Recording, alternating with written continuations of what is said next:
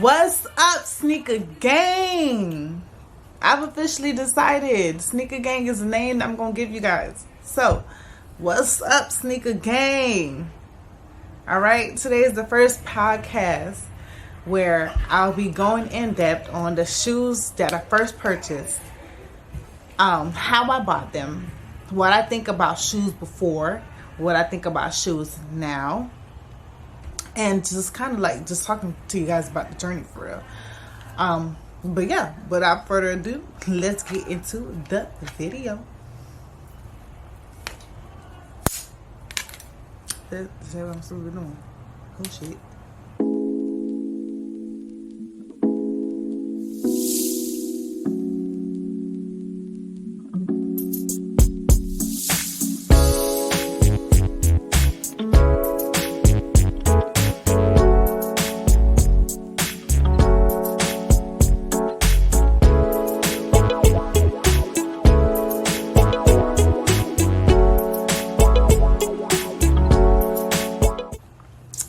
Alright, sneaker gang. So, first thing on the list is vibe check.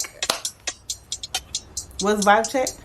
No problem. Vibe check is a select few people sending in the heat that they got on hand or on feet to my DMs. So, the first person on the list is the _ future 12. He sent in the 550 University Blue New Balances. Retail starting at $110. Now, if you guys know, this shoe dropped December 1st. Sold out first 5 minutes, right? I couldn't even cop a pair. But those shoes are so subtle, so clean, so fresh. It kind of reminds me of the Air Force, all white Air Forces. And if you're from Broward County, you know everybody wear all white Air Forces all day, every day, with anything. So the 550s is definitely coming up there. I mean, it's not a staple shoe yet like the Nike Air Forces, but it's coming up there. I even got a pair coming on the way. Next person is Dan _ 1804. Shout out to all my Zoes. He sent in the Adidas Yeezy Boost 700 Inertia. Retail starting at $300. Now, I used to never be a fan of Yeezys. I got a couple Yeezys here. But 700 to be exact. I mean, I just felt like the sole was so thick at the bottom. But hey, to each its own. I got a couple pairs here, so I'm not going to talk about them no more. However, those pairs that he showed in was fire. I fuck with them. Now, we got C Baptiste _ 3 with the off-white sale 5s. Retail starting at $225. Only thing I could say about this shoe is fire. It's like Virgil took the fire red 5s and completely revamped them into the off-whites, and it was just fire. Like, I have no complaints about this shoe. I got it on the way too. It's coming. That's all I can say about this shoe. It's just fire. Nope. That's all we have today for our vibe check. Alright, now, if you want to be featured on Sneakercast's vibe check, please send in any pictures of shoes in hand or shoes on feet to more.definance on IG and K.definance on Twitter. Alright? So now, before we get into it, I want you guys to like, comment, and subscribe. Turn on your post notifications. Alright? Because vibe check, I mean, that's a thing. This is Sneakercast's thing. I'll be doing this for life, baby. Yeah, life.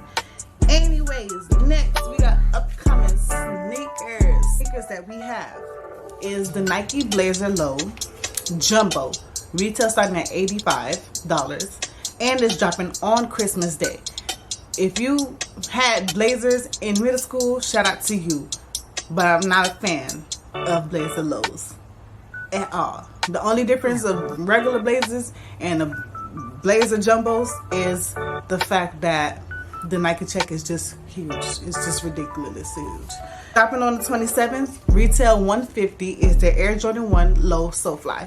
Now, a lot of people be like, hypebeast shoes. I don't know if you guys know, but like shoes like the SoFly are known as hypebeast shoes. to some folks. Like I said, to each its own. Those So Fly shoes, however, to me are fire. The red, the tiger stripes, the black is just a fire shoe. This is a fire shoe, and I will be wearing it with my fur jacket because I think I'm wrong. Anyways, those are dropping on the 27th, and I will be sure to cop me a pair. And then on the 30th, retail $170. Again, on the 30th, retail $170. I hope I don't get an L on these shoes, but the red patent leather ones are dropping. All I can say is I hope I get them. All right, next pair, Chinese New Year Air Jordan 1 lows, dropping on the 30th, retail $100. I used to never really be a fan of Chinese New Year shoes that drop. However, these shoes are subtle shoes. It has the sail look. It has the tiger stripes, and it's just a plain shoe, but it has a twist to it, which is the reason why it's fire. All right, now we had the past shoes, the shoes that dropped before that everyone's talking about. The Lightning 4s that dropped on August 28th. The retail was $220. It's going for $250 to $290 right now on StockX. I used to never like those shoes, to be completely honest. When I first seen them, I'm like, no, I'm not gonna get those shoes.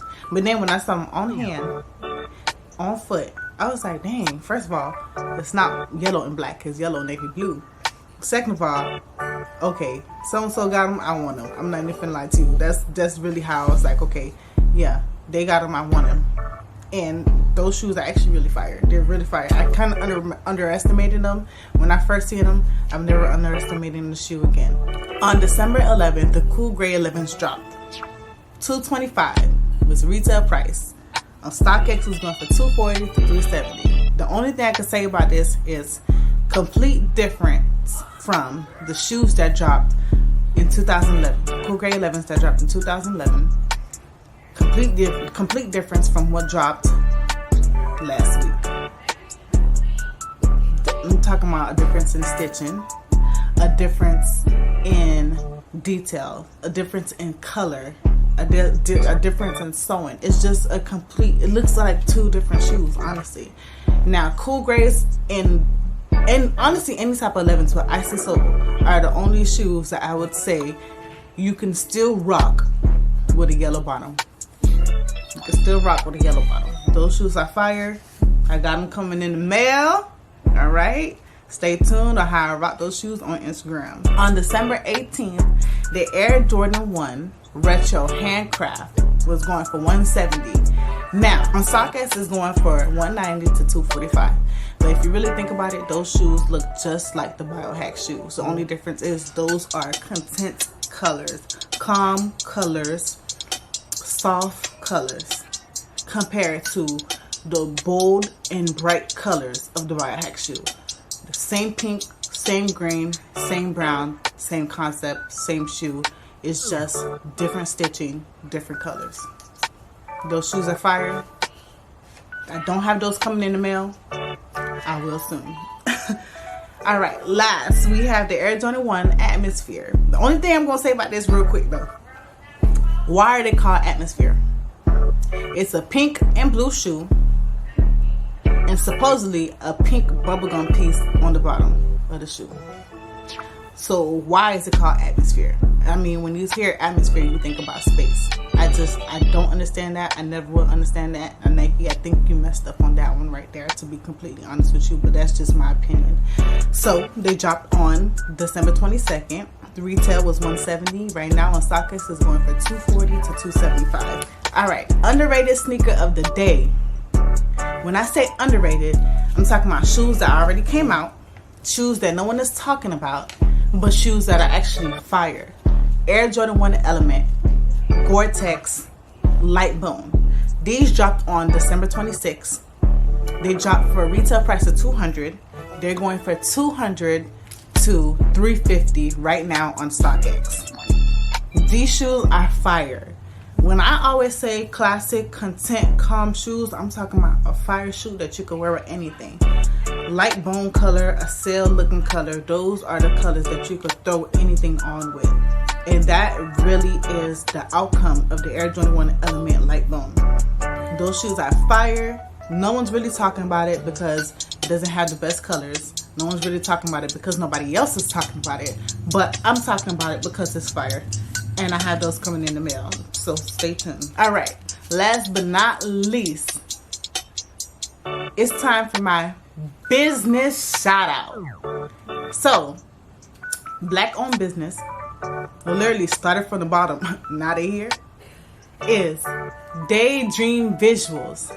DaydreamVisuals, they do photography and they do videography. DaydreamVisuals has worked with Kodak, Spot 'em Got 'em, Lil TJ, Rilo Rodriguez, and Tusi. Those 5 people are fire. I'm talking about fire. And if you're from Broward, you know those people are fire. Alright, so shout out to DaydreamVisuals. They never steer me wrong. Great people, great work ethic. Like, honestly, great. So shout out to you guys for doing your thing. Shout out to you guys for still going. Shout out to you guys for staying on your faith and doing your thing. I appreciate you guys. I love you guys. So let's get into the podcast. So yeah, when I tell you I used to never be into shoes, I literally mean I used to never be into shoes. But that was only because I really didn't have the funds to be into shoes like that. So I would literally have a pair of Forces in high school or a pair of Converse, and those are the shoes that I wear or wore for the whole year. I mean, the whole year. I made sure they were clean. I made sure I had a toothbrush separately just for those shoes to make sure that I cleaned those shoes every day I got home from school. So backtracking to like 2016, I graduated high school, my first year of college, and I finally got a job where I was making like $300 or $400 every 2 checks. I got paid every 2 weeks. And that's when I bought these, my Bordeaux 12s. Now, they're dingy. I had them for about 5 years now, and they still look fresh, right? Even the bottom, I mean, I worn them quite a few times, but they're still fresh. Still my favorite pair of shoes. And it's crazy because I copped these from a friend of a friend who worked at Foot Locker, and I was literally having a conversation with a friend. I was like, yeah, I want to get into shoes, it's these shoes coming out, but I really don't know the process of getting these shoes. Like, only thing I knew was Kicks on Fire, and the only thing Kicks on Fire was good for was literally telling you when the shoe came out and where to buy them, and by the time you went to go buy them, everything was sold out. So my friend was like, yeah, I got somebody that work at Foot Locker, like, let me put you on. I was like, okay, cool. So when they dropped, had them to the side. I got a little Foot Locker discount. I mean, I thought I was the ish.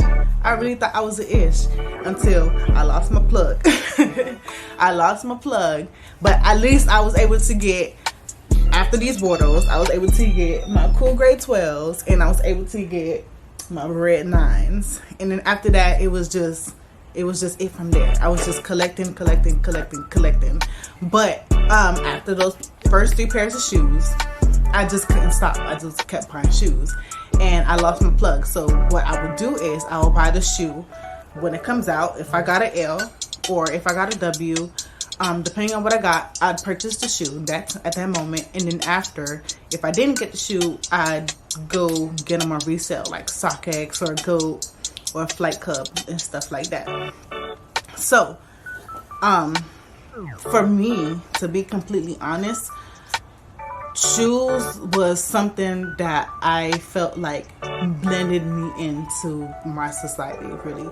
I felt like I didn't have a lot in common. I didn't have the networking skills that everybody else had. My communication was terrible, and I was completely antisocial. Not like the shirt, though, even though they were all.